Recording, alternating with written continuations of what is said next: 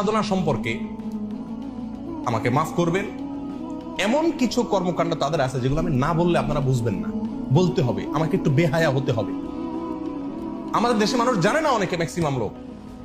আমি ব্যক্তিগতভাবে লালনের আখড়া থেকে নিয়ে ফকিরদের বিভিন্ন আখড়া ঘুরে ঘুরে দেখেছি।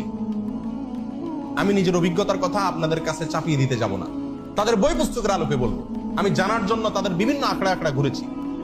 এইবার দেশে গিয়ে আমি কুষ্টিয়াতে গেছি। আমার উদ্দেশ্য ছিল লালনের আখড়া যাওয়া, দেখা সেখানে, এবং শুধু শোনা কথা বা পড়া কথারও বিশ্বাস না করে নিজে চোখে দেখা।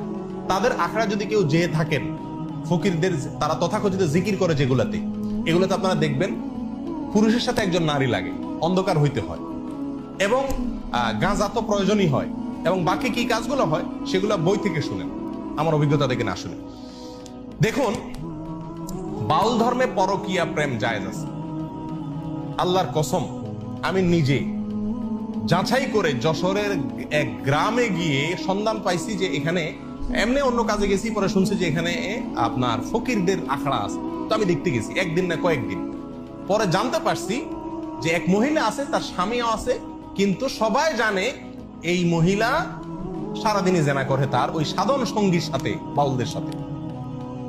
এবং কোন কোন মহিলার তো সংসার শেষ, আবার অনেক পুরুষও করে যারা বাউল। এটা তাদের ধর্মের গুরুত্বপূর্ণ কাজ, জেনা করা। সারাদিন জেনাটাই ইবাদত বাস। এবং জেনার মানে মূল মুহূর্ত যেটা, সেই মুহূর্তেই নাকি স্রষ্টা হাজির হয়ে যায়। প্রিয়দিনী ভাইরা, বাউলরা মনে করে, আপনারা হয়তো অনেকে প্রথম শুনছেন, শুনে রাখেন, বাউলদের দৃষ্টিতে মানুষের শরীরের বিভিন্ন রোগ বালাই বারো হওয়ার জন্য একটা বিরাট বড় ওষুধ হলো মেয়েদের রস পান করা। রস বুঝেন কি? না, রজ বলতে দুইটা জিনিস। এক হলো কুমারী মেয়ের প্রথম মাসিকের রক্ত, আরেকটা হলো পুরুষদের যেরকম উত্তেজনার কারণে বীর্য বের হয়, মেয়েদের যে পদার্থটা আসে এটাকে রজ বলে। এই রজ, এটা পান করলে কোনো রোগ বালাই শরীরে থাকে না, এটা বাউলদের বিশ্বাস। আরো শুনবেন, তারা বলে রোগ থেকে মুক্ত হওয়ার জন্য, বিভিন্ন রোগ থেকে, বড় বালা মুসিবত, অসুখ বিসুখ থেকে ভালো হওয়ার জন্য নিজের মুখ এবং মেয়েদের স্তনের দুধ পান করলে রোগ ভালো হয়। আরো শুনবেন, তারা বলে সমস্ত রোগ থেকে সর্বরোগের ঔষধ একসাথে যদি পাইতে চান তাহলে কি করতে হবে? মল, মূত্র, রস এবং বীর্য, মল, মূত্র, রস এবং বীর্য, এগুলো সবগুলা মিক্স করে একটা ঔষধ বানায় তারা, নাম হলো প্রেম ভাজা। ওষুধের নাম কি? প্রেম ভাজা। এটা খাইলে আর কোনো রোগ থাকে না। প্রিয়দিনী ভাইরা, আপনারা অনেকে হয়তো বলবেন যে এগুলা গল্প আর কি।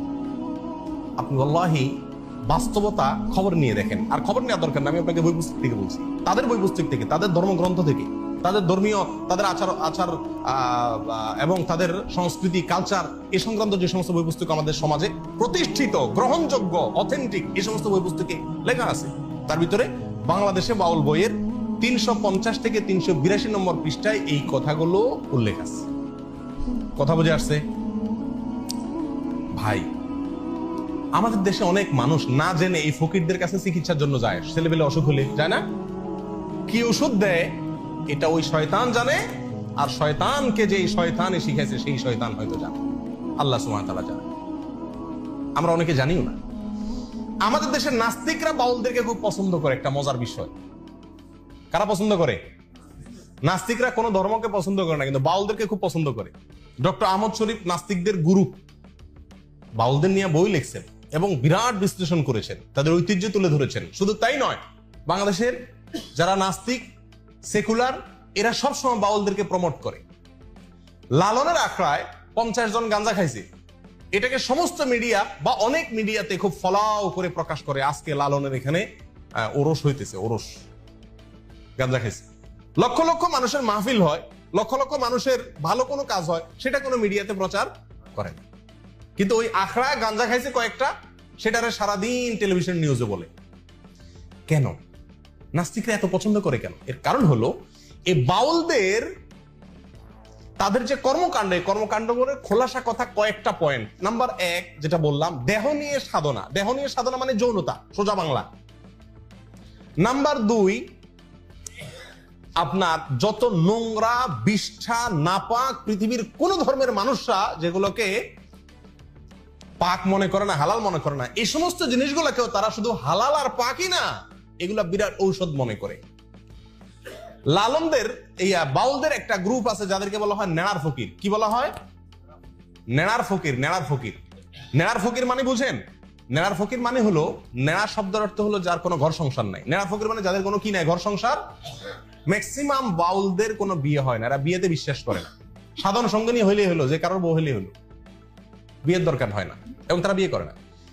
তাদের মূল কথা হলো ইসলাম পালন করার জন্য মক্কাতে যাওয়ার দরকার নাই, মদিনা যাওয়ার দরকার নাই, আল্লাহ রাসূল সব এই দেহের ভিতরে আছে, শুধু দেহ নিয়ে সারাদিন পড়ে থাকলে চলবে। ধর্মীয় যত কর্মকাণ্ড, আচার অনুষ্ঠান, আমল, ইবাদতের কথা কোরআন সুন্নাহয় বলা আছে, এর কিচ্ছুর দরকার নাই।